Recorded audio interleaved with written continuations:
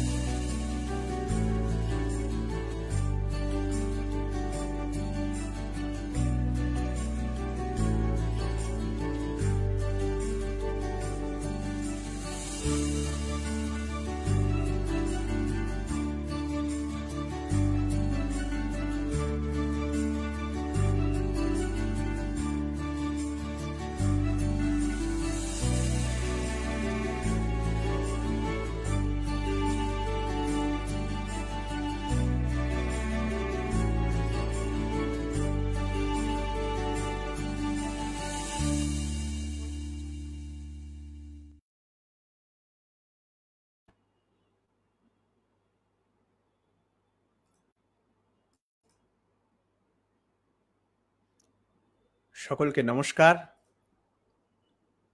আজকে আমাদের এই অনুধ্যানের এপিসোডে আপনাদের সকলের স্বাগত। আর আপনাদের সবার প্রথমে জয়গুরু জানাই এবং প্রণাম জানাই, এবং এতদিন পর আবার অনুধ্যানে আসলাম। একদিন দাদারা লাইভ ছিলেন, খুব ভালো ভালো এপিসোড হয়েছে, আমরা উপভোগ করেছি, খুব ভালো লেগেছে। তা একদিন আমি আসতে পারিনি, তার জন্য ক্ষমা প্রার্থী। আবার অনেকদিন পর আসলাম লাইভে, তাই আপনাদের কাছে সবার প্রথমে জিজ্ঞেস করতে চাই, আপনারা কেমন আছেন জানান কমেন্ট সেকশনে। অনেকগুলো টার্ময়েল, অনেকগুলো ইভেন্টের মধ্যে দিয়ে আমরা শুধু একা নয়, আমাদের দেশ সহ আমরা সবাই মিলে চললাম। আমাদের ভারতবর্ষ থেকেও আমরা যারা আছি, আমাদের আশেপাশে দেশ বাংলাদেশ থেকে অনেকে দেখেন, তাদেরও বলি তারাও কেমন আছেন আপনারা কমেন্ট সেকশনে জানান। বহু মানুষের সাথে কথা হয়, আমি ছিলামও না, আমি একটু বাইরে গেছিলাম, তাই জন্য আমার একটু ব্যস্ততা ছিল, তাই জন্য আপনাদের সাথে সরাসরি যোগাযোগ করা হয়নি এবং ভিডিও বানানো অতটা হয়নি। যদিও পাশাপাশি দুটো দেশ যদি কোনো সমস্যার মধ্যে পড়ে, জানেন আপনি ভারত পাকিস্তানে যা হলো, তারপরে অপারেশন সিন্দুর করা হলো, তাই দুটো দেশের মধ্যেও যদি ঝামেলা হয়, প্রবলেমটাও দুটো দেশের মধ্যে সীমিত থাকে না। বিশেষ করে আজকের দুনিয়ায় যখন এলপিজি হয়ে গেছে, মানে liberalisation, privatisation, globalisation, globalised world, এই গ্লোবালাইজড ওয়ার্ল্ডে কেউ কাউকে বাদ দিয়ে নেই। তাই বারবার কল আসছে।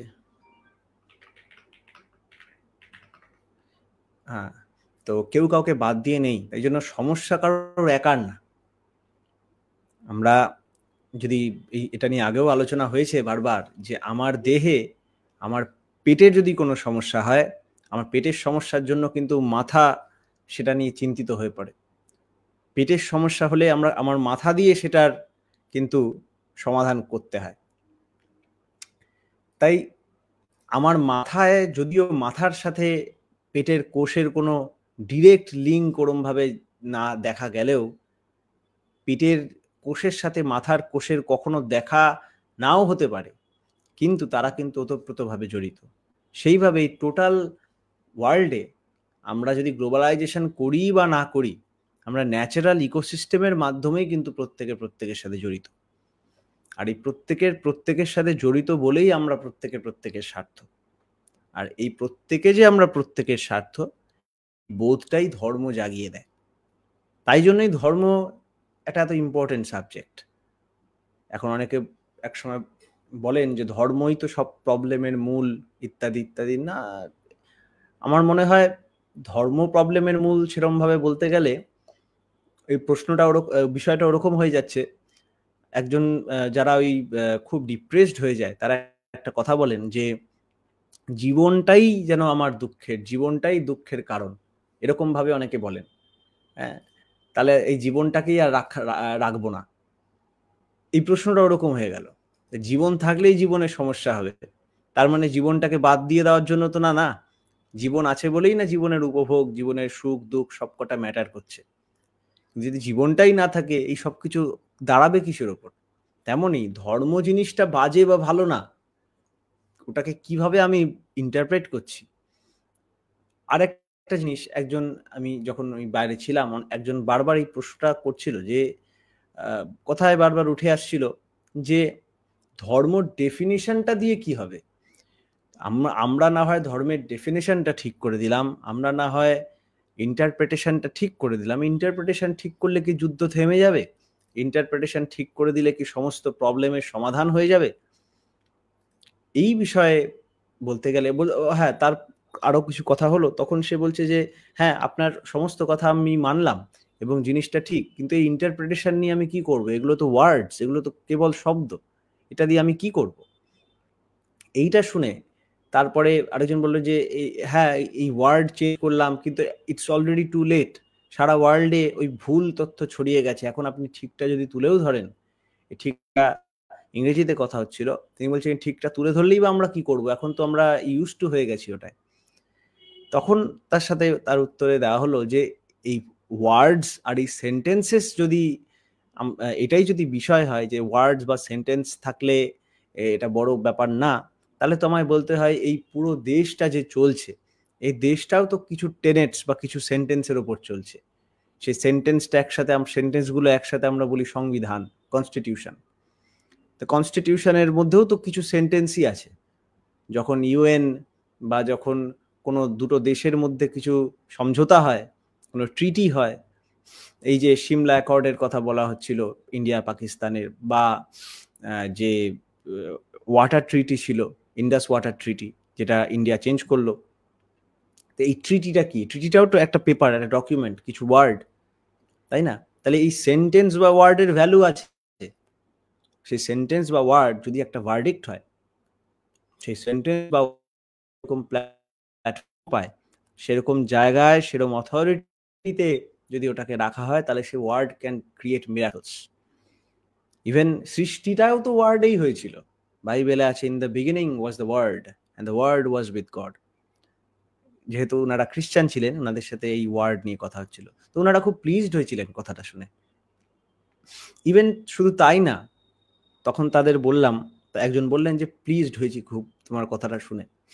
তখন ওনাকে এটাও বলা হলো যে এই যে আপনি প্লিজড হয়েছেন বলছেন, এটাও তো আপনি ওয়ার্ডস শুনেই, আমরা তো ওয়ার্ডস এর বিনিময়ই করলাম, আমরা তো আর এমনি এমনি কিছু হাতাহাতি করিনি, আমরা তো ওয়ার্ডস দিয়ে বিনিময় করলাম। আমিও কিছু খাওয়াইনি আপনাকে, আপনিও কিছু খাওয়াননি আপনাকে। তাহলে এই ওয়ার্ডস এর এত পাওয়ার আছে। কিন্তু এই ওয়ার্ডস এর পাওয়ার এতটা তখন কাজ করে, তখন এফিশিয়েন্ট হয়, তখন ট্রান্সমিশন হয় ভালো করে, যখন মন, মুখ আর করা, তিনটের মধ্যে যখন সঙ্গতি থাকে। শ্রী ঠাকুর বলেন অকপট, যখন তিনটের মাঝখান থেকে কবাট সরে যায়, তখন আমরা অকপট হয়ে উঠি। ভাবা, বলা, করায় সঙ্গতি তখন আসে, তখন আমার ওয়ার্ডস এর ভ্যালু অনেক বেড়ে যায়। তাই আজকে আমাদের আলোচ্য বিষয় যুদ্ধ ভেতরে ও বাইরে। আমরা এই ৩টে শব্দই আমরা ভালো করে দেখব যে যুদ্ধ তো বুঝলাম, যুদ্ধ কি মানে আমরা বুঝি অনেক রকম যুদ্ধ হয়, পারিবারিক যুদ্ধ হয়, আমাদের মানসিক নিজের মধ্যে যুদ্ধ হয়, আমাদের বাইরের মধ্যে যুদ্ধ হয়। একটা জিনিস আছে যে ঝামেলার যুদ্ধ কিন্তু আলাদা। আমার সাথে একজনের ঝামেলা হলো, মারপিট হলো, এটা যুদ্ধ না কিন্তু ঠিক। যুদ্ধ আর মানে ফাইট, ব্যাটল আর ওয়ার, তিনটের মধ্যে অনেক তফাৎ আছে। ফাইট ছোটখাটো ব্যাপার, হাতাহাতি এরম। ব্যাটল অস্ত্র শস্ত্রওয়ালা একটা আর একটু বড় দুজনের মধ্যে হলো, বাট ওটাও বন্ধ হয়ে যাবে। কিন্তু ওয়ার, ওয়ার মানে কিন্তু একটু প্রলংড জিনিস, যেখানে আরো অনেকগুলো ভেরিয়েবল আছে, যার আরো রিস্ক আছে, যার ফলাফলের উপর আরো অনেক কিছু ডিপেন্ড করছে, সেটা ওয়ার। সেটাকে যুদ্ধ বলে। সেটা লড়াই না শুধু, সেটা যুদ্ধ। তাই যখন যুদ্ধ লাগে, যুদ্ধ অন্তরের হোক বাইরের হোক, বাড়ির হোক, বাড়ির যুদ্ধ তো ওরমভাবে হয় না, মানে যেটা প্রলং চলছে, যেরকমই যুদ্ধ হোক, সেই যুদ্ধর কনসিকুয়েন্সেস বিশাল হয়। আর ওই যে আমরা যেটা দিয়ে আলোচনা শুরু করেছিলাম, যে কারোর কনসিকুয়েন্স কাউকে ছাড়ে না। আমি ভালো থাকবো, এই ভালো থাকাটা অনেকগুলো ভেরিয়েবলের ওপর ডিপেন্ড করছে। তাই শ্রী ঠাকুর যখন তার নীতিবিধিগুলোকে কোডিফাই করে দিয়েছিলেন আমাদের জন্য, তিনি বানিয়েছিলেন যজন যাজন ইষ্টভৃতি। নানানভাবে এই প্রসেসগুলো কিন্তু আমাদের মধ্যে ছিলই, আমাদের কালচারে, আমাদের কৃষ্টিতে এই পদ্ধতিগুলো ছিলই। তিনি সেগুলো কোডিফাই করে দিয়েছিলেন যজন যাজন ইষ্টভৃতির মধ্যে। এই যাজন যেটা ছিল, ওটা ছিল নিজের ইষ্টপ্রাণতাকে সেবাপটু দক্ষতার মাধ্যমে অন্যের মধ্যে চালিয়ে দেওয়া। তাই অন্যের মধ্যে চালিয়ে দেওয়ার উপযোগিতা এতটা, কারণ অন্যের মধ্যে চালিয়ে দেওয়ার মধ্যে এক ভূমায় যদি যত আমরা ব্যাপ্তি লাভ করব, তত আমার মধ্যে উপভোগ তো বাড়বেই, তার সঙ্গে সেও জেগে উঠবে। আর সে না জাগলে আমার ভালো থাকা হবে না। হ্যাঁ, তাই আজকের এরকম সমস্যায় অনেকে ভাবতে পারেন, আমাকে ইভেন হোয়াটসঅ্যাপে মেসেজও এসে গেছে, অনেকে বলছে যে যাদের লিঙ্কটা শেয়ার করলাম, বলছে যে এই যুদ্ধ মানে ইয়ে নিয়ে আমরা অপারেশন সিন্দুর নিয়ে ভিডিও করছি নাকি। অপারেশন সিন্দুর নিয়ে অনেক ভিডিও হয়েছে, আমরা প্রচুর পোস্ট করেছি, লেখালেখি করেছি কদিন, সেটা ঠিক আছে। কিন্তু এটা আরো জেনারেলাইজড অ্যাসপেক্ট, যে কেন যুদ্ধ হয়, বাইরে যুদ্ধ কেন হয়। বাইরে যুদ্ধ হয় আমাদের ভিতরের অসঙ্গতির জন্য, আমাদের ভিতরের যুদ্ধের জন্য। ভেতরে মারামারি না, কিন্তু ভেতরে লড়াই শুধু না, ভেতরে যুদ্ধ চলছে, প্রলংড, তার কনসিকুয়েন্স আছে বাইরে বিশাল। একটা রাজা, যে আমরা যখন স্কটল্যান্ডের রাজার কথা আমরা শুনি, যখন ইংল্যান্ডের রাজা স্কটল্যান্ড দখল করে বসেছিল, সেই স্কটল্যান্ডের রাজা ইংরেজ থেকে নেবে, ব্রাউন বোধহয় নাম ছিল, হ্যাঁ, কিং রবার্ট। সেই কিং রবার্ট যখন ওইটাকে নিল, সেই মাকড়সার গল্পটা আমরা পড়ি। ওই রাজার একটা ছোট্ট মাইন্ডসেটের চেঞ্জ, রাজা যখন ভাবলো না আমি হার মানবো না, এটা আমার মাতৃভূমি। একটা গান আছে, অপূর্ব সুন্দর গান, মাদার স্কটল্যান্ড বলে, অবশ্যই শুনতে পারেন। হ্যাঁ, তো আমার মা মাতৃভূমির জন্য আমি লড়বো, এই একজনের একটা মাইন্ডসেটের বিশাল শিফট এতজনকে অনুপ্রাণিত করলো। সে কিন্তু স্কটল্যান্ডকে ইন্ডিপেন্ডেন্ট করলো। তার থেকে কত স্ট্রং একটা আর্মি সামনে ছিল ইংল্যান্ডের, তাদের কিন্তু পরাস্ত করলো, করে অনেক জেনারেশন অবধি কিন্তু সে সেই রাজত্বটা বজায় রাখলো। তাহলে এই যে ভিতরের ওয়ার, ভিতরের দুর্বলতায় ঠাকুর সত্যানুসরণে বলছেন, সর্বপ্রথম আমাদের দুর্বলতার বিরুদ্ধে যুদ্ধ করতে হবে, আমাদের সাহসী হতে হবে, বীর হতে হবে। পাপের জ্বলন্ত প্রতিমূর্তি ওই দুর্বলতা। তারাও যত শীঘ্র পারো ওই রক্ত শোষণকারী অবসাদ উৎপাদক ভ্যাম্পায়ারকে। তাহলে ভাবতে পারেন, এই বাইরের যত যুদ্ধ হচ্ছে, এটা ভাবলেই কেমন লাগে, বাইরের যত যুদ্ধ হচ্ছে, এই যুদ্ধর কারণও ভিতরে। আবার যদি আপনি ঠিক মতো দেখেন, প্রত্যেকের তো কন্ট্রিবিউশন আছেই, কিন্তু কিছু কিছু সেট অফ পিপলের কন্ট্রিবিউশনটা যেন একটু বেশি। তাদের প্রভাবটা যেন বেশি। শ্রী ঠাকুরকে প্রশ্ন করা হয়েছিল জাতীয়তাবাদের উপর, যে এই যে ন্যাশনালিস্ট স্পিরিট, আমাদের মধ্যে যে ন্যাশনাল স্পিরিট, এটা জাগে কিভাবে, আর কোন কারণে আমরা পরাধীন হই।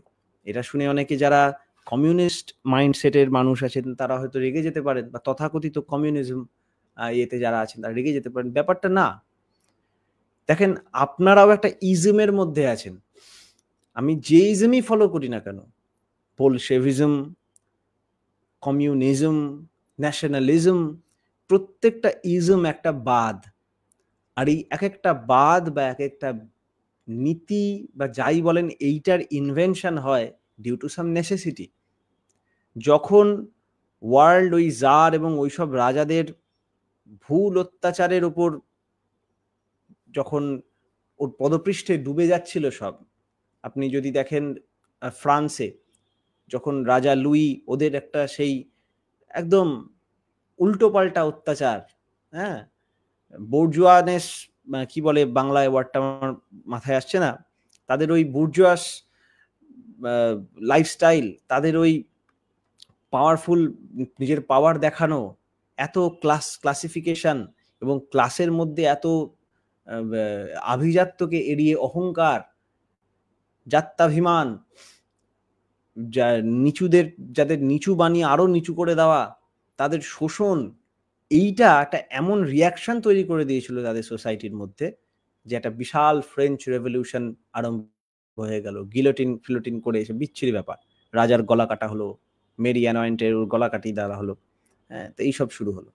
আবার সেই ফ্রেঞ্চ রেভলিউশন একটা রিয়াকশনারি মুভমেন্ট এমন একটা ভাবে ছড়িয়ে গেল, যার ফলে সোসাইটির এমন পরিণতি লাভ করলো আজও আপনি দেখতে পাচ্ছেন।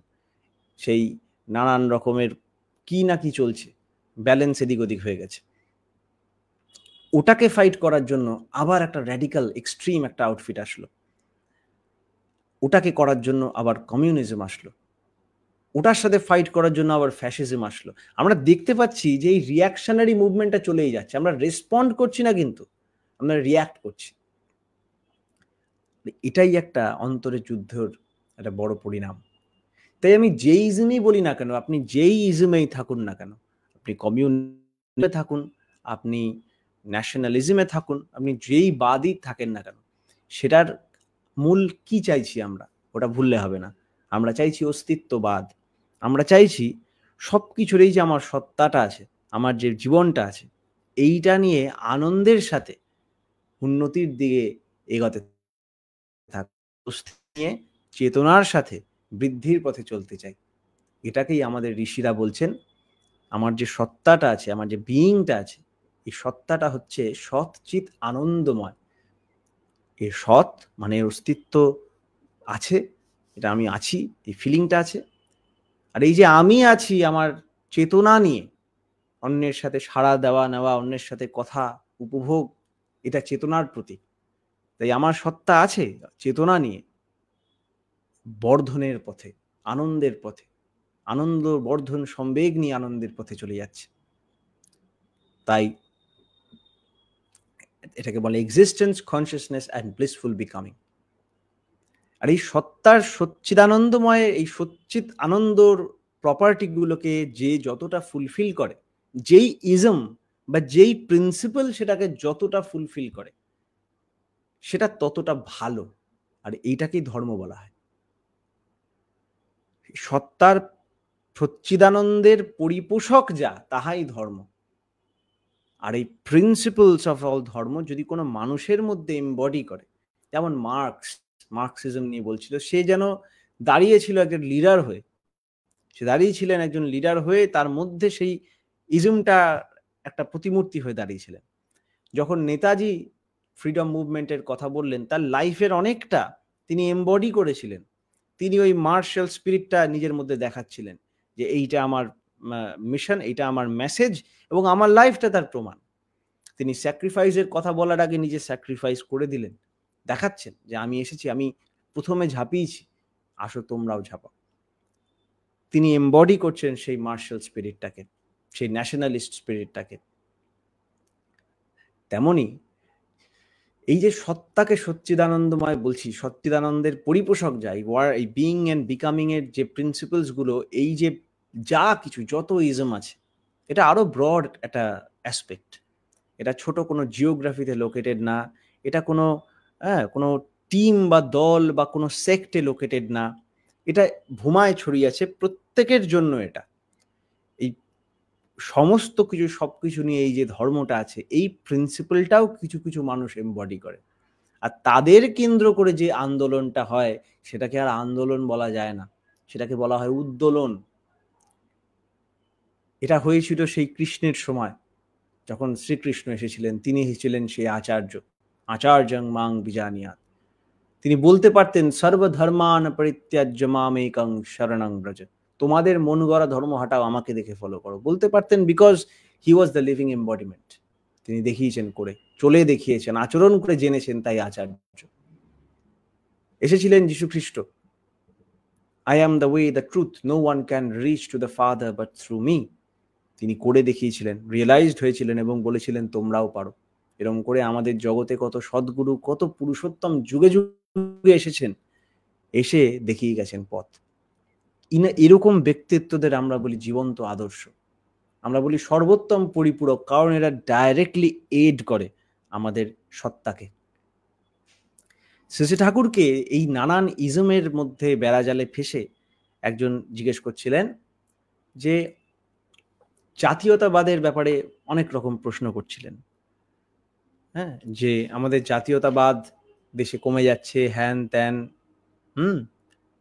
শ্রী ঠাকুরের কাছে যে যেমন প্রশ্ন নিয়ে আসতেন, তাকে তিনি সেরকম ভাবেই উত্তর দিতেন। যখন একদিকে কমিউনিস্টের দল, একদিকে ন্যাশনালিস্টের দল এসে ঠাকুরের কাছে অনেক রকম প্রশ্ন করছিলেন, এবং তারা ওই সোভিয়েত থেকে এসেছিলেন, তখন একটা অন্যরকম হিস্ট্রি চলছে ইয়েতে, ইন্ডিয়ায়। হ্যাঁ, তখন পরাধীন ভারত ছিল। তখন ঠাকুরের কাছে এসে একজন প্রশ্ন করছেন যে দেশে তো আজ কত পার্টি, কত দল, এদের ভিতর আবার কত পার্থক্য। শ্রী ঠাকুর বলছেন, আলোচনা প্রসঙ্গ সপ্তম খণ্ডে ঠাকুর বলছেন, এক একটা পার্টি বা ইজম যেন এক একটা অর্গান। এইগুলিকে নষ্ট না করে সবগুলি মিলিয়ে একটা অর্গানিজম গড়ে তোলাই তোমাদের কাজ। তোমাদের এটাকে বলা যায় যেন Indo Aryan Soviet Socialist Republic, আর্য ভারতীয় সমাজতান্ত্রিক সংঘ সমন্বিত প্রজাতন্ত্র। যজন যাজন ইষ্টভৃতি ও সদাচার হলো কমন ফ্যাক্টর। প্রত্যেক অর্গানাইজেশনের তাদের প্রিন্সিপাল অনুযায়ী এটা আছে। তাদের ইউনিট হয়তো আলাদা, শুনতে গেলে কান দিয়েই শুনতে হবে, দেখতে গেলে চোখ দিয়েই দেখতে হবে, খেতে গেলে মুখ দিয়েই খেতে হবে। মানুষ, জীব, জন্তু সবার বেলায় এটা সাধারণ নিয়ম। তেমন কয়েকটা বেসিক টেনেটস আছে। ওই বেসিক টেনেটস গুলো যদি আমরা ঠিক করে দিই, যে যার ইজমে থাক, সে তার ইজম নিয়েই ওয়ার্ল্ড ডমিনেশনে বেরোতে পারবে, এবং কারোর সাথে কারোর সংঘাত হবে না, হবে পরিপূরণ। একজনের সাথে আরেকজনের প্রতিযোগিতা হবে না, হবে এই প্রীতিযুক্ত পরিপূরণ। আমি কানের কাজটা করে দিতে পারি, আপনি হাতের কাজটা করে দিতে পারেন। এই কান চুলকালে হাত চুলকে দিতে পারে, কান শুনে দিতে পারে যে কোথায় প্রয়োজন, হাত সেখানে গিয়ে সেবা করতে পারে। জাতীয়তা বোধের উন্মেষ সম্বন্ধে কথা উঠল। শ্রী ঠাকুর বলছেন, দেশের লোকের সুখ দুঃখকে যখন আমরা নিজেদের সুখ দুঃখে সামিল করে নিয়ে চলি, অমন্তর বোধ ও আচরণ যখন আমাদের ভিতর ফুটে ওঠে, তখনই সেইটিকে বলা যায় অ্যাওয়েকেনিং অফ ন্যাশনাল স্পিরিট। তাহলে দেখেন, ন্যাশনাল স্পিরিট, আমাদের বোধ আর ঠাকুরের ন্যাশনাল স্পিরিটের বোধ কত আলাদা। আমরা ন্যাশনাল স্পিরিট মানে এটা আজগুবি মডেলের কথা ভাবি অনেক সময়। এই তুমি তুমি তুমি তুমি আমরা ন্যাশনালিস্ট, তুমি আধার কার্ড বানিয়ে নাও, তুমি ন্যাশনাল, তুমি ন্যাশনাল। এই জায়গাটাই তো যারা ওই ওয়ার্ল্ড করে তাদেরও বিশাল প্রবলেম, তো আন্ডারস্ট্যান্ডিং একদম লাড্ডু হয়ে আছে। যে নিজের পরিবারকে সামলাতে পারে না, যে 10 জনকে নিয়ে চলতে পারে না, সে ওয়ার্ল্ডের কথা বলতে পারে না। যে বলে গরিবদের হাতে ফোন দাও, গরিবদের হাতে তুমি তুমি বড় লোক হতে পারো না, এরকম একটা আন্ডারস্ট্যান্ডিং আছে যে কারোরই পয়সা রাখার কোনো মতলব নেই, তাকে ফার্স্টে নিজেরটা দান করতে হবে, তাকে তার নিজের আদর্শের কারণে লাগাতে হবে, মঙ্গলের কারণে লাগাতে হবে। কারণ আমি যদি নিয়ন্ত্রিত না হই, আমার মাথাটাই যদি প্রবৃত্তি চালায়, তাহলে আমি যাই ইনকাম করি, যাই বলি, যত বড় বড় কথা বলি, সবই প্রবৃত্তির নিয়ন্ত্রিত। আর যেটা প্রবৃত্তি নিয়ন্ত্রিত সেটা ক্ষণস্থায়ী, সেটা আরো ধ্বংসের দিকে নিয়ে যেতে পারে। তাই শেষে ঠাকুর বলছেন দেশের লোকের, এই যে দেশ বলে আপনার যতটা রেজিম, আপনি যদি একটা সোশ্যালিস্ট হন, আপনার যদি মনে করেন বিশাল দেশেরও বাইরে সবাই মিলে, আপনি তো ভালো, তো গ্লোবাল পপুলেশন নিয়ে আপনি চলছেন তো ভালো। আমি যদি আমার এই ছোট্ট প্রাণী চলছি সেটাও ভালো। আমি যদি আমার দেশ বলতে আমি পুরো ইন্ডিয়ার কথা বলি সেটাও ভালো। যে যার যতটা রেজিম নিয়ে রয়েছে, এই রেজিমটা যত এক্সপ্যান্ড করবো তত ভালো। কিন্তু আমি দেশ দেখছি মানে আমি পাশের বাড়ি দেখতে পারবো না, আর আমি পৃথিবী নিয়ে ভাবছি বলে আমি আমার দেশের ইন্টারেস্ট বুঝতে পারবো না, এ কখনো হয় না। ব্যাপারটা কনসেন্ট্রিক সার্কেলের মতো বাড়ে। আপনি যখন একটা পয়েন্টে রং দেন, তখন রংটা সেন্টারেই কিন্তু খুব ডেন্স হয়, যত দূরে যায় তত কিন্তু রেয়ারার হতে থাকে, তত কিন্তু আবছা হতে থাকে। আপনি আরো রং দেন, আরো রং দেন, আরো সেন্টার ডেন্স হয়, পরেরগুলো আবছাটা কমতে থাকে, আস্তে আস্তে একটা ইউনিফর্ম ভাবে স্প্রেড করতে থাকে। কিন্তু ওই সেন্টারে রং দিয়ে যদি আমি ওই সেন্টারটাকে ডেন্স না করি, তার মানে তার বেশিটা একটু ডেন্স না করি, এরম ভাবে যদি আমি ঘনত্বকে না বাড়াই, তাহলে প্রবলেম হয়ে যাবে, তাহলে কোনোদিন ইউনিফর্ম স্প্রেড হবে না, তাই না? তাই আপনার নেশন আন্ডারস্ট্যান্ডিং, ন্যাশনালিস্ট একটা আইডেন্টিটি, নেশন বলাটা একটা আইডিয়া। নেশন গড গিভেন জিনিস না, আকাশ থেকে নেশন তৈরি হয়নি, একটা আদেশকে কেন্দ্র করে আমাদের দেশ হয়েছে। দেশ শব্দটাই এসছে আদেশ থেকে, আদেশ কথাটাই এসছে আদর্শ থেকে। হ্যাঁ, আর আদর্শ মানে দৃশ, যাকে দেখে আমরা চলি, কয়েকটা সেট, কয়েকটা টেনেট, শুধু না, ওই টেনেট গুলো যার মধ্যে এমবডিড, এরকম একজনকে রেখে চলি। তাই ভারতবর্ষ বলা হতো রাজা ভরতের, তাই না? আবার ভারতের মধ্যে আছে ভারাতা, যে কমেন্ট এসছে। আচ্ছা আচ্ছা, ঠিক আছে। আপনাদের যদি কোনো প্রশ্ন থাকে, নিচে দেখতে পাচ্ছেন লেখা আছে, you can ask questions in the comment section. আপনাদের যদি কোনো প্রশ্ন থাকে আজকের বিষয়ে, আপনি নিচে কমেন্ট করে জানাতে পারেন, আমরা সেটা নিয়ে আলোচনা করতে পারি। শ্রী ঠাকুর বলছেন এই দেশের লোকের সুখ দুঃখকে যখন আমরা নিজেদের সুখ দুঃখের সামিল করে নিয়ে চলি, অমন্তর বোধ ও আচরণ যখন আমাদের ভিতরে ফুটে ওঠে, তখনই সেইটাকে বলা যায় অ্যাওয়েকেনিং অফ ন্যাশনাল স্পিরিট। এ না করলে চিত্তের প্রসার হয় না, চিত্তের প্রসার না হলে পার্সোনালিটি হয় না, এবং পার্সোনালিটি না হলে যা হয় তা তো হয়। তবে সবকিছুরই একটা কেন্দ্র চাই, আদর্শ হলেন সেই কেন্দ্র। এককে ধরে যদি বহুতে যাই, তাহলে স্থিতিটা ঠিক থাকে, নইলে বহুর ভিতর পড়ে বিস্তার না হয়ে বিলোপেরই সম্ভাবনা থাকে। ওই অবস্থায় মানুষ গুলিয়ে যায়, সার্ভিস দিতে যে সবার দ্বারা উল্টে ইউটিলাইজড ও এক্সস্টেড হয়। ব্যবহার না বাহবার লোভে খুব করে বেড়ায়, কিন্তু কারো কিছু হয় না, পরে আফসোস করে বেড়ায়, লোকের জন্য এত করলাম, কেউ আমাকে আর চায় না, দেখে না, খতায় না। বলি তুই কার জন্য করলিটা কি? বৃত্তির ঘরে মানুষের বৃত্তিকে তেল মালিশ করেই তো বেড়ালি। মানুষের প্রাণ ঠান্ডা হয়, বুকখানা ভরে ওঠে, এমন কি কিছু করেছিস কারো জন্য? তা যদি করতিস, তাহলে দু চার জনে অকৃতজ্ঞ হলেও সবাই মিলে এমনি করে দাঁড়াতো না। তাহলে এখানে একটা আমরা দেখতে পাচ্ছি ন্যাশনাল ইন্টিগ্রেশনের জন্য একটা আদর্শ দরকার। আর এই আগে ন্যাশনালিস্ট স্পিরিটটা বুঝতে হচ্ছে। আপনি যেই স্টেই যান, আপনি যদি তাহলে ন্যাশনালিজমের জন্য একটা অদ্ভুত কমিউনিজম চলে আসছে, কিন্তু এই কমিউনিজমের ডেফিনেশন আলাদা, এই ন্যাশনালিজমের ডেফিনেশন আলাদা। এই national awakening of national spirit মানে ঠাকুর বলছেন প্রত্যেকের ব্যথা বেদনা আমার ব্যথা বেদনা। এই ফিলিংটা না রেখে সবার কাছে একটা করে ব্যাচ দিয়ে দিলাম, এই তুমি আজকে থেকে আমার দলের, এই ঘোষণা করে দিলাম, এটা ন্যাশনালিস্ট স্পিরিট না। ন্যাশনালিস্ট স্পিরিট হচ্ছে তোমার তোমার তোমার তোমার, যারা দেখছেন যারা আছেন প্রত্যেকের দুঃখ বেদনা আমার, আমার দুঃখ বেদনা সবার, এই যে সবাই মিলে আমার, এই যে ফিলিংটা যখন আমার মধ্যে প্রমিনেন্ট হয়ে উঠবে, এটা আমার ন্যাশনালিজম জেগে উঠেছে। আর এই জিনিসটার জন্য আমি দাঁড়িয়ে যখন কোনো অ্যাক্টিভিটিতে নামবো, বা এই জিনিসটার জাগার পিছনে যে কজ রয়েছে, সেটাই হয়েছে আমার লাইফটা যখন একটা ইউনিট, একটা ইউনিটের ওপর একটা সেন্ট্রিসিটি, একটা টান হয়েছে, তাকে নিয়ে আমি চলেছি। তাহলে এই যে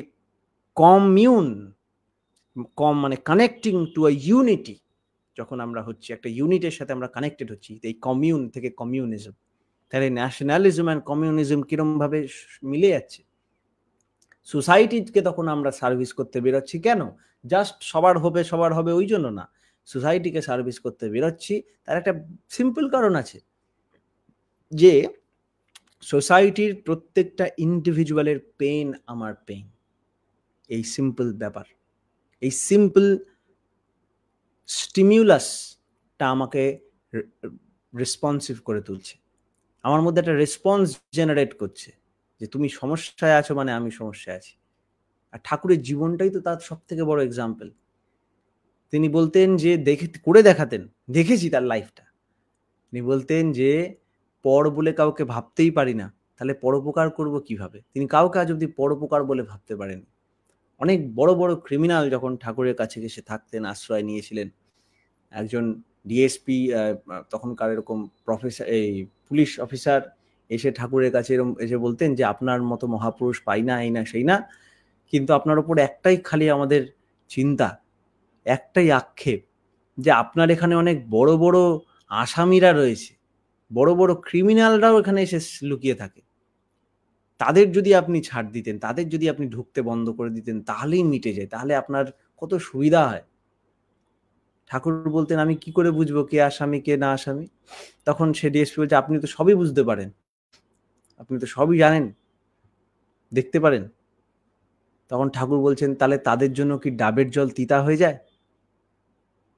সে আসামি বলে ওর জন্য কি ডাবের জল তিতা হয়ে যায়? আমি কি ওদের বলতে পারি তুমি চলে যাও? ওদের জন্য কি সূর্যের আলো কি ওদের ওপর পড়ে না? সূর্যের আলো কি বেছে পড়ে যে ওর গায়ে পড়বে না ওর গায়ে পড়বে?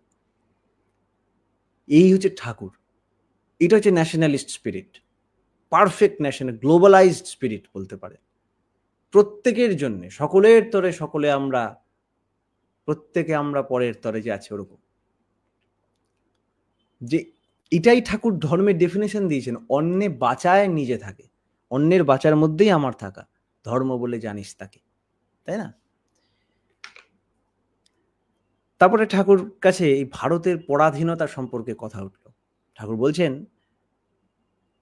স্পিরিচুয়াল ইন্টিগ্রেশন না থাকলে কেউ কারো জন্য বোধ করে না।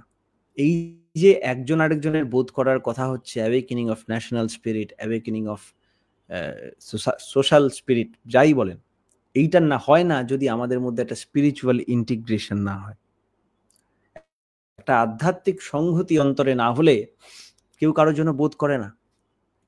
ভালোবাসাটা দুর্বল ও নিস্তেজ হয়ে যায়। ভালোবাসার খাকতি হলে পরাক্রমেও খাকতি হয়। পরাক্রম, আপনি একটা মাকে দেখবেন, সে কত নিরীহ, সবে বিয়ে হয়েছে এরকম মা দেখবেন, কিন্তু তার বাচ্চার যখন সিকিউরিটির ব্যাপার চলে আসে সে বাঘিনীর মতো হয়ে যায়। এটা শুধু ওই বেলায় না, এটা সব জায়গায় দেখা যায়। যেখানে যেখানে ভালোবাসা আছে সেখানে সেখানে পরাক্রম আছে। শ্রী ঠাকুর বলেছিলেন একটা বাণীতে যে ভালোবাসিস অনেক বলিস, পরাক্রম নাই কিন্তু, পশুর টানেও বিক্রম থাকে, তুই কেমন তর জন্তু। এই পরাক্রমটা ন্যাচারাল, ভালোবাসলে পরাক্রম আসে, আবার ভালোবাসার জন্য পরাক্রম দেখালেও ভালোবাসা গ্রো করে। শ্রী ঠাকুর বলছেন স্পিরিচুয়াল ইন্টিগ্রেশন না থাকলে কেউ কারো জন্য বোধ করে না, ভালোবাসাটা দুর্বল নিস্তেজ হয়ে যায়। ভালোবাসার খাকতি হলে পরাক্রমেরও খাকতি হয়, মার্শাল স্পিরিট ও মিলিটারি পাওয়ার নষ্ট হতে থাকে। সেই অবস্থায় পরাক্রমশালী যারা, তাদের কাছে পদানত হয়ে থাকা ছাড়া আর পথ থাকে না। দেশে শক্তি জাগাতে গেলে আগে ভক্তিকে জাগাতে হবে। প্যান প্যানে দুর্বলতাকে ভক্তি বলে না। ভক্তের রাজা হনুমান, তার আরেক নাম মহাবীর। দেখেন, ভক্তের এপিটোম হিসাবে আমরা হনুমানকে বলি, তার আরেক নাম মহাবীর। তাহলে ভক্তি মানে কি কালে প্যান প্যানে ভক্তি? ভক্তির একটা ইগো আছে, সেটা সেলফ সেন্টার্ড না, সেটা আইডিয়াল সেন্টার্ড। ভক্তির সঙ্গে বীরত্ব অচ্ছেদ্য। ভক্ত যে সে প্রভুর গায়ে একটা কাঁটার আঁচড়ও লাগতে দিতে চায় না। ইষ্টরক্ষণী ওই আকুতি তাকে সজাগ, শক্তি সমন্বিত ও প্রস্তুতি পরায়ণ করে রাখে। দেশকে তৈরি করতে গেলে তাই আইডিয়ালের প্রতি সবার অ্যাটাচমেন্ট জাগাতে হবে। আইডিয়ালি হলো ইউনিফাইং বন্ড। আদর্শ স্থানীয় একাধিক ব্যক্তি যদি থাকেন, তাদের মধ্যে সঙ্গতিশীল প্রীতির সম্পর্ক থাকা চাই। পরস্পর পরস্পরকে সাপোর্ট করা চাই। আদর্শ অনুগতি নেই এমনতর মানুষ আদর্শ হতে পারে না। তারা কখনো দেশকে সুসংহত করে তুলতে পারে না।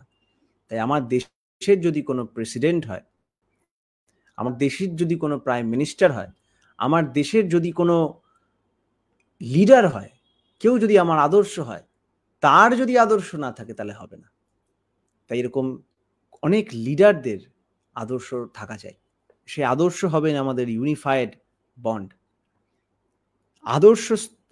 আদর্শ অনুগতি নেই এমনতর মানুষের আদর্শ হতে পারে না। তারা কখনো দেশকে সুসংহত করে তুলতে পারে না। তাদের প্রভাবে লোকের চলন চরিত্র ঠিক হয় না, ব্যত্যয়ী হয়ে ওঠে। কিন্তু পারস্পরিকতা সম্পন্ন আদর্শ সম্বন্ধতা থাকলে যত রকমারই থাক, তার ভিতর দিয়ে একটা একমুখী সুর বেজে ওঠে। অনেকে প্রশংসা করছেন, দাদা সোমনাথ দাও ভালো লিখেছেন, আপনারা বলবো আরো মানুষের কাছে ভিডিও শেয়ার করে দিন, এবং মাস্টার উইদিন এটা ইউটিউবে দেখলে ইউটিউবে সাবস্ক্রাইব করে নিন, এবং এটা ফেসবুকে দেখলে ফলো করুন, এবং আরো মানুষের কাছে এটা পৌঁছে দিন। আর আপনাদের যদি এই বিষয়ে কোনো প্রশ্ন থাকে আপনারা সরাসরি কমেন্ট সেকশনে করতে পারেন।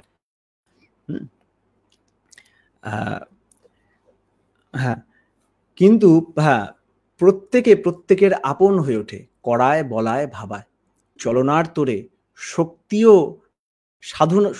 ও স্বাধীনতা আগ্নেয়গিরির অগ্নুৎপাতের মতো বাধা বিঘ্নের পাষাণ চাপকে উড়িয়ে দিয়ে ঠেলে বেরিয়ে আসে। এটাই তো আমরা চাই। কিন্তু তার আগে আমার ওই আইডিয়াল সেন্ট্রিসিটি দরকার। ওই বাণীটা ছিল, হ্যাঁ, শ্রী ঠাকুরের ওই বাণীটা ছিল যে ইষ্টনীতির অপলাপে পরাক্রম চেতিয়ে তুলিস, আপোষ রফায় যাসনে সেথায় ইষ্টনীতি জোরেই ধরিস।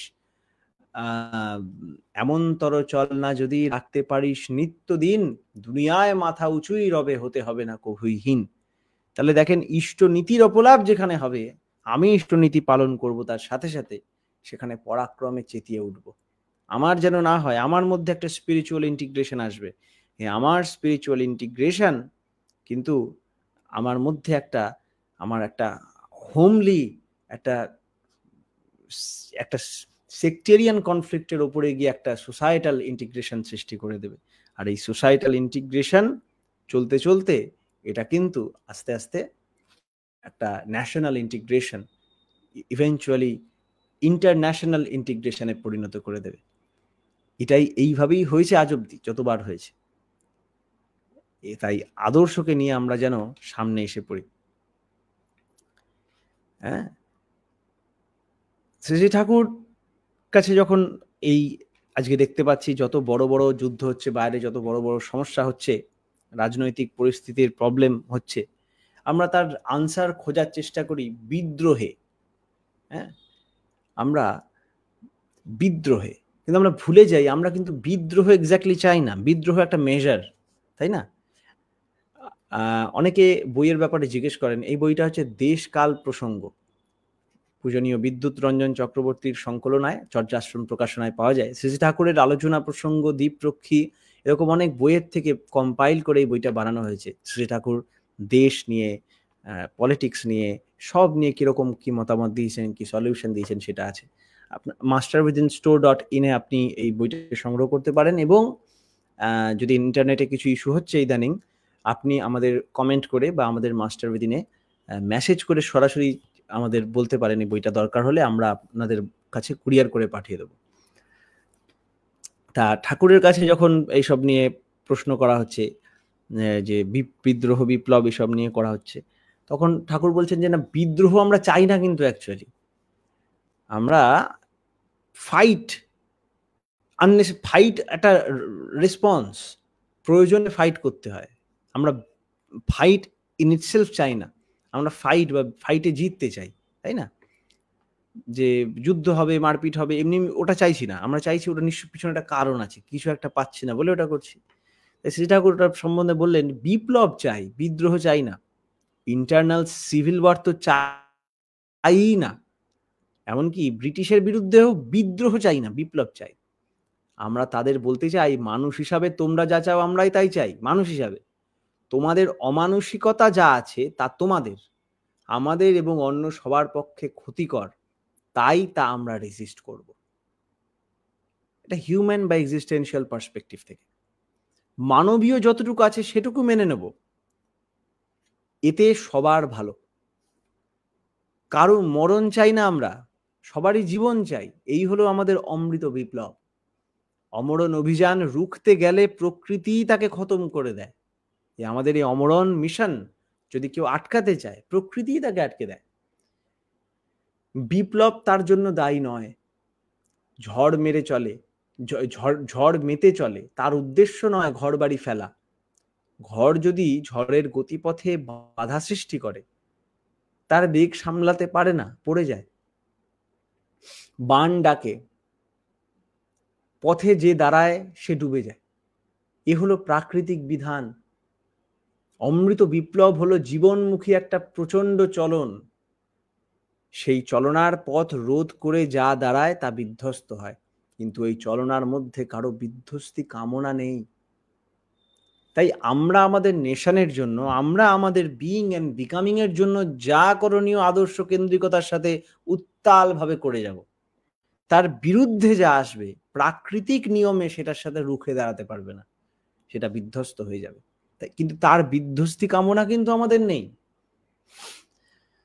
আমার এর জন্য ইন্ডিয়ার রেসপন্সটা খুব ভালো লেগেছে। আমাদের দেশের যে গভর্নমেন্টের রেসপন্সটা খুব ভালো লেগেছে। বারবার ওয়ার্নিং দেওয়া হয়েছে, আমাদের দেশ এখন একটা বর্ধনের দিকে চলছে, একটা এক্সিস্টেন্সিয়াল বিকামিং এর দিকে এগোনোর চেষ্টা করছে। এই সময়ের বিরুদ্ধে দাঁড়ানো, যদি দাঁড়ালে আমরা সরিয়ে দেব, তুমি সরে যাবে। আমি যখন বাড়ি বানাই, অটোমেটিক্যালি বাড়ির সিকিউরিটির জন্য কিছু করি, বাড়ির মধ্যে ওয়াল বানাই, বাড়ির মধ্যে ফেন্সেস দিই। আর এই ফেন্সেস টপকে আসতে গিয়ে তুমি যদি পাঁচিল থেকে পা পিছলে পড়ে মাথা ফাটে, সেই মাথা ফাটাটা আমার কামনা না, কিন্তু মাথা ফাটাটা প্রাকৃতিক বিধান। বাইরে ফেন্সেসে ইলেকট্রিক ফেন্স লাগিয়ে দিই, যাতে বাড়িটার মধ্যে ডিস্টার্ব না করতে পারে, বা অকারণে বাড়ির সিকিউরিটিতে যাতে ক্ষতি না আসে। কেউ হাতে কারেন্ট খেয়ে আটকে পড়ে থাকুক, সেটা আমি চাই না, কিন্তু আমাদের ক্ষতি করতে আসলে ওটায় লেগে যে কারেন্ট খেয়ে পড়ে থাকতে হবে, এটা প্রাকৃতিক বিধান, তাই না? এইভাবে হবে আমাদের সিকিউরিটি। শ্রী ঠাকুরের কাছে যখন দেখা যাচ্ছে এই যে ইসলামের ব্যাপারটা বারবার উঠে আসছে, যে যেখানেই যখন এরকম বড় বড় প্রবলেম হচ্ছে, যেখানেই যখন এই বড় বড় অ্যাটাক হচ্ছে, অন্তত টেররিস্টের অ্যাটাক হচ্ছে, সেই টেরোরিজমের পিছনে কিন্তু আমরা দেখতে পাচ্ছি একটা কোথাও রিলিজিয়াস ইন্ডক্ট্রিনেশন আছে, মেইনলি ইসলামিক ইন্ডক্ট্রিনেশন আছে। সেই বিষয়ে ঠাকুরের সাথে অনেক রকম কথা হচ্ছিল। তখনও পাকিস্তান হয়নি।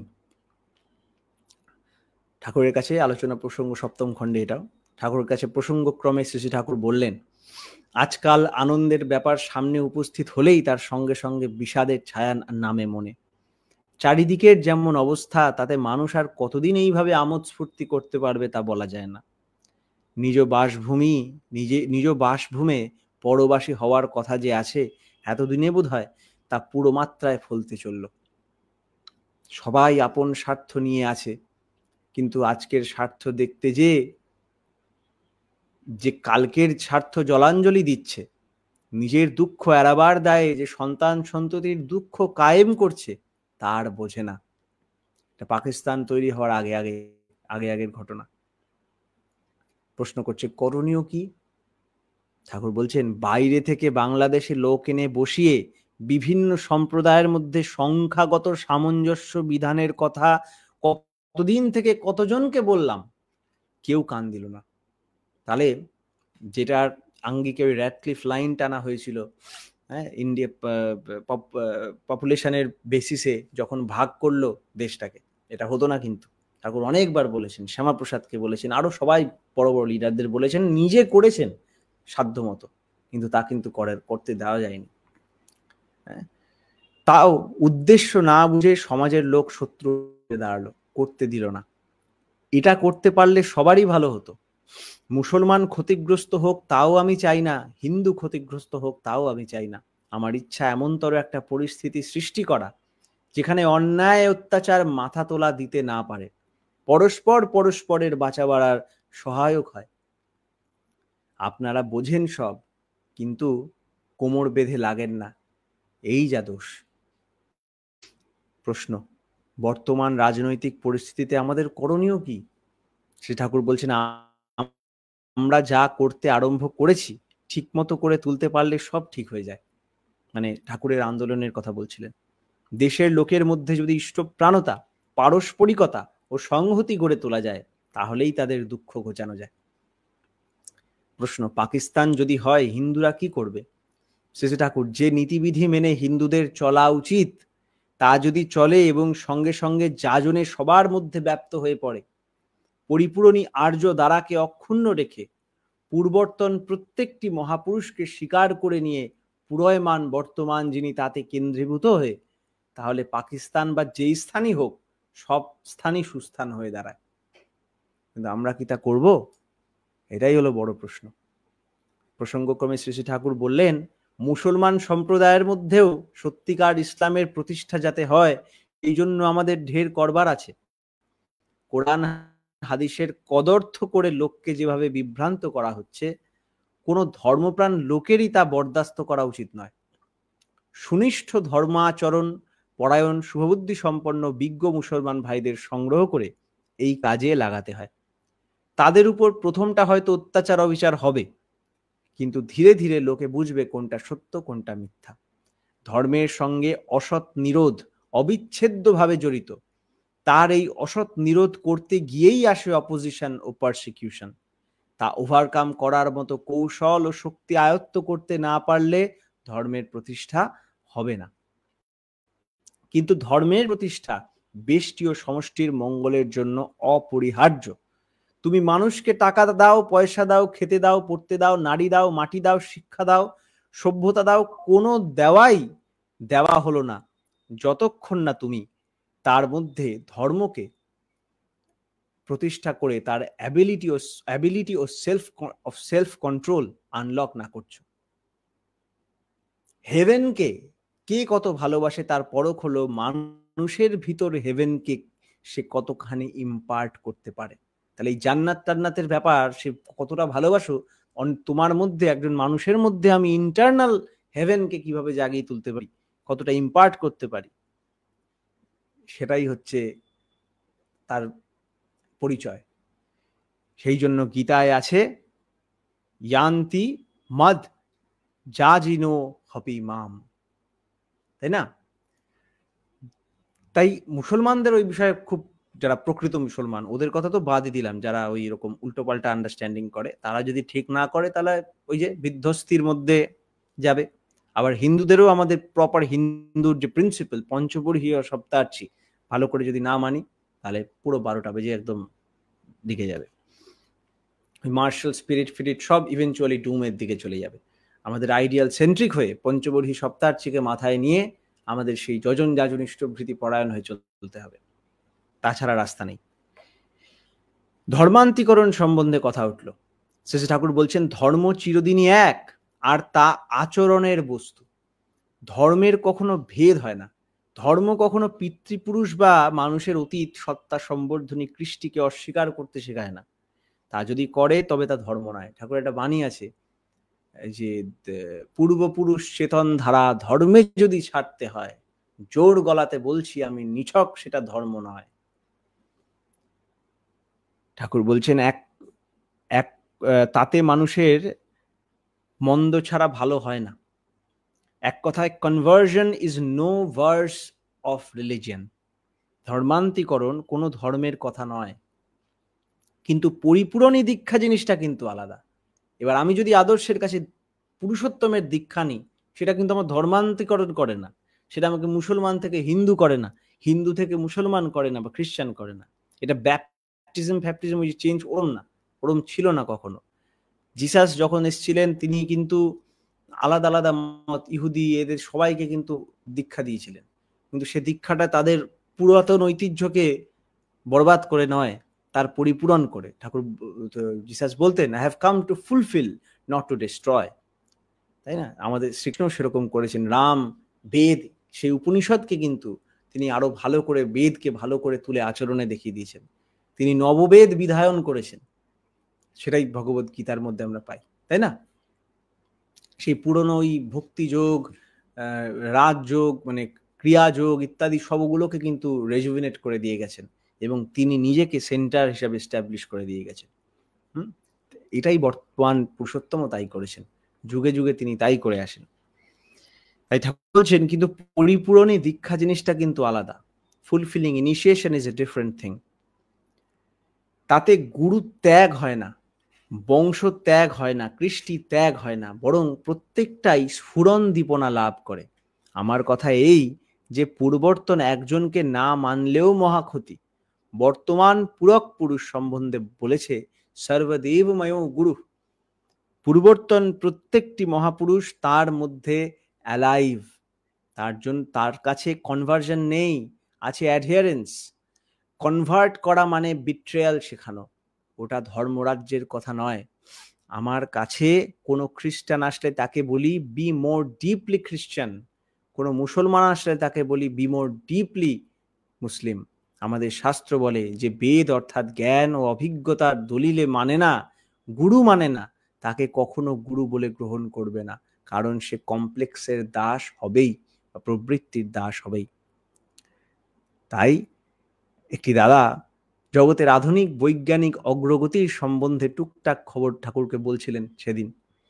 শ্রী ঠাকুর আগ্রহ সহকারে শুনছেন ও মাঝে মাঝে এক একটা আত্মা প্রশ্ন করছেন। কথার ছলে ঠাকুর বলে উঠলেন, বিজ্ঞানের চর্চা খুব ভালো, ওতে জীবনের অন্তরায়গুলি অনেকখানে কাগজে আসে, কিন্তু লিভিং আইডিয়াল যদি ইন্ডিভিজুয়াল ও কালেকটিভ লাইফের কন্ট্রোলিং এজেন্ট না হন, তাহলে প্রবৃত্তি অভিভূতি রূপ সর্বপ্রধান অন্তরায় মানুষের কবেজে আসে না। তাই প্রোগ্রেস প্রসিডস টুয়ার্ডস ডেমোলিশন। তখন কিন্তু সেই অ্যাটমিক পাওয়ার অ্যাটম বোমের সৃষ্টি করে, সেই অ্যাটমিক পাওয়ার ইনফাইনাইট ইলেকট্রিসিটি জেনারেশনের কাজ করে না। তাই দরকার একটা আইডিয়াল, আর আইডিয়ালের প্রতি আমাদের সারেন্ডার। এই সারেন্ডারটা মানে কিন্তু সবকিছু ছেড়ে, কাজ ছেড়ে গালে হাত দিয়ে বসে থাকা নয়। এই সারেন্ডার মানে সার প্লাস রেন্ডার। সার মানে অ্যাবাভ এ যিনি, তার প্রতি সার্ভিস, রেন্ডার মানে সার্ভিস। ঠাকুর বলছেন সারেন্ডার এক কথায় বলতে গেলে অস্খলিত ইষ্টনিষ্ঠা না হলে ব্যক্তিগত স্বাধীনতা আসে না। আমি যে ব্যক্তিগত স্বাধীনতা বলছি, আমাকে তাহলে ইন্টারনাল যুদ্ধে, ইন্টারনাল যে এতগুলো আইডেন্টিটি আছে আমার মধ্যে, পার্সোনালিটি আছে, এতগুলো ওয়ান্ট আছে, এতগুলো আনফুলফিল্ড ডিজায়ার আছে, এদের মধ্যে যে ইন্টারনাল ক্ল্যাশ আজীবন চলছে, প্রবৃত্তি আর সত্তার লড়াই, এতে আমি জয়ী হতে পারি না। তাই নিজের ইন্টারনাল যুদ্ধে জয় না করলে বাইরের যুদ্ধে কিন্তু আমি জয় করতে পারি না। ঠাকুর বলছেন এক কথায় সারেন্ডার, এক কথায় অস্খলিত ইষ্টনিষ্ঠা না হলে ব্যক্তিগত সাধনা আসবে না। কারণ কমপ্লেক্স তোমাকে টুকরো টুকরো করে ফেলবে। আমার যে কমপ্লেক্স, আমার যে প্রবৃত্তি, সে কিন্তু আমাকে অনেকগুলো পার্সোনালিটিতে আমাকে টুকরো করে দেবে। কখনো তুমি কামের অধীন, কখনো তুমি ক্রোধের অধীন, কখনো তুমি দম্ভের অধীন, কখনো তুমি ঘৃণার অধীন। যখন যে তোমার অধিপতি তার নিয়মনায় তখন তুমি তেমনতর। অন্যে পরে কা কথা। হ্যাঁ, আমি নিজের মধ্যেই এতগুলো পার্সোনালিটি, নিজের মধ্যেই মিল নেই। আজকেই আমি সকালের সৌভিকের সাথে রাত্রের সৌভিকের মধ্যে দ্বন্দ্ব। রাত্রের সৌভিক বলছি সকালের সৌভিক যা করলো তো একদম ভুল করেছে। ইস, এরম করলে এরম করে কখনো, ভুল করছি, ঠিক না। ইস, আমি নিজের গালে চড় মারছি, কেন করলাম। আমারই সাথে আমার এত দ্বন্দ্ব, অন্যের সাথে তো দ্বন্দ্ব হবেই। নিজের সাথেই যদি এত প্রবলেম, অন্যের সাথে তো হবে। নিজের পার্সোনালিটিটা যদি ইন্টিগ্রেটেড পার্সোনালিটি না হয়, তাহলে বহুত মুশকিল। আর ইন্টিগ্রেটেড দানাটা বাঁধবে কিসের ওপর? আমার মধ্যে একটা সে আদর্শ দরকার, একটা স্টিক দরকার, একটা ক্রিস্টাল, একটা সেন্টার দরকার, যেটার একটা যার যে সুতো দরকার, যেটা সুতোটাকে কেন্দ্র করে আমরা আমার ছোট ছোট ছোট ছোট পার্সোনালিটি গুলো, ট্রেটস গুলো ক্রিস্টালাইজড হয়ে, ইন্টার ফুলফিলিং হয়ে এটা মিশ্রিত দানার মতো গড়ে উঠবে। তখন বলছে তুমি নিজেই ঠিক পাবে না, বলছে অন্য পরে কা কথা, অন্য তো পরে হবে, আগে নিজেই ঠিক করতে পারছি না। তুমি নিজেই ঠিক পাবে না কখন তুমি কেমন হয়ে দাঁড়াবে। আমি জানি না আমি কেমন হয়ে দাঁড়াবো। এর চাইতে পরাধীন অবস্থা আর কি হতে পারে? তাই সারেন্ডার লাগে। তখন ইষ্টের অধীনতায় সত্তার স্বাধীনতা গজায়, তখন প্রকৃত ব্যক্তিত্ব গজায়। ইষ্টকে ধরে ব্যক্তির কমপ্লেক্সগুলি যেমন ইন্টিগ্রেটেড হয়, পিপুলও তেমন ইন্টিগ্রেটেড হয়, প্রত্যেকেই প্রত্যেককে ফুলফিল করে। এই হচ্ছে আমাদের মিশন। যারা এই এপিসোডটা আজকের অনুধ্যানের মাঝখান থেকে জয়েন করেছে, তাদের কাছে এই রেকর্ডিংটা থেকে যাবে। আপনি আবার ব্যাকে গিয়ে আবার এটাকে প্রথম থেকে দেখতে পারেন, ইম্পর্টেন্ট জায়গাগুলো শুনতে পারেন। এবং এই রেকর্ডিংটা আপনি পেয়ে যাবেন আমাদের মাস্টার উইদিন বাংলা বলে একটা ইউটিউব চ্যানেল আছে। ইউটিউব খুলে মাস্টার উইদিন বাংলা চ্যানেলটা খুলে ওখানে আপনি আজকের এই অনুধ্যানের এপিসোডটা পেয়ে যাবেন। তাছাড়াও আরও ভালো ভালো ভিডিও আছে। এই মাস্টার উইদিন ইউটিউব চ্যানেলটাকে অবশ্যই সাবস্ক্রাইব করবেন, কারণ আপনাদের এই সাপোর্ট যদি না থাকে তাহলে আরও মানুষের কাছে পৌঁছাবে না। এটাও একটা যাজনের অঙ্গ। শুধু এই মাইকে বলে দেওয়া আর করে তাতে আমার উপভোগ হচ্ছে, আমার এনজয়মেন্ট হচ্ছে, আমার প্র্যাকটিসও হচ্ছে, আপনারাও জানতে পারছেন। কিন্তু এটা আপনাদের প্রত্যেকে যদি হোয়াটসঅ্যাপে মানুষে শেয়ার না করে দেন, তাহলে আরও মানুষের কাছে পৌঁছাবে কি করে? আরও ফেসবুক গ্রুপে, হোয়াটসঅ্যাপ গ্রুপে যদি শেয়ার না করে দেন, কি করে পৌঁছাবে? আমি একা 100টা শেয়ার করলে সেটা যতটা এফিশিয়েন্ট, তার থেকে লাখো গুণ এফিশিয়েন্ট যদি আপনারা প্রত্যেকে এটাকে শেয়ার করেন।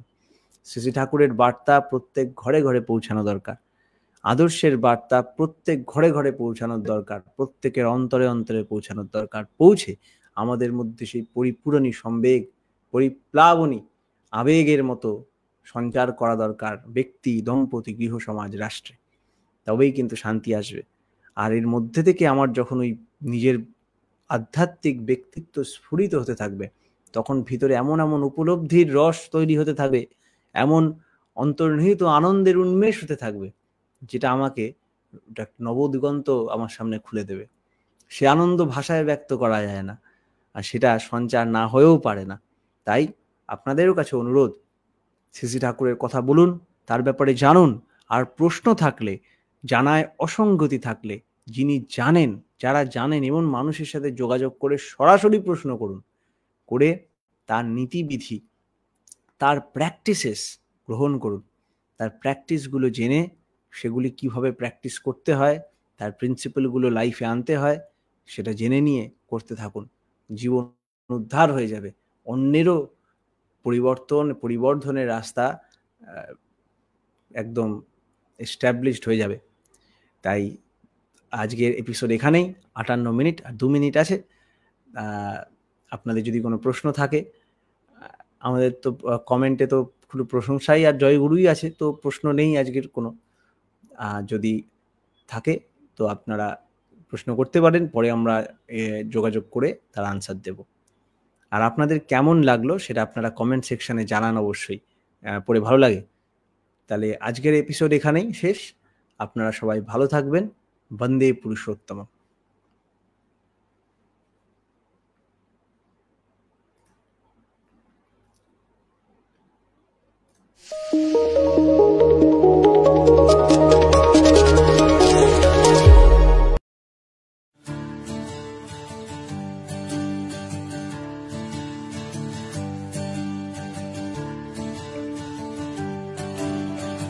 আপনারা দেখছেন মাস্টার উইদিন বেঙ্গলির পরিবেশনায় অনুধ্যান, প্রতি শনিবার সন্ধে 7টা থেকে live Facebook channel master within Bengali এবং আরও অন্যান্য প্ল্যাটফর্ম, ইউটিউব, পডকাস্টে লাইভ এটা পরিবেশনা হয়।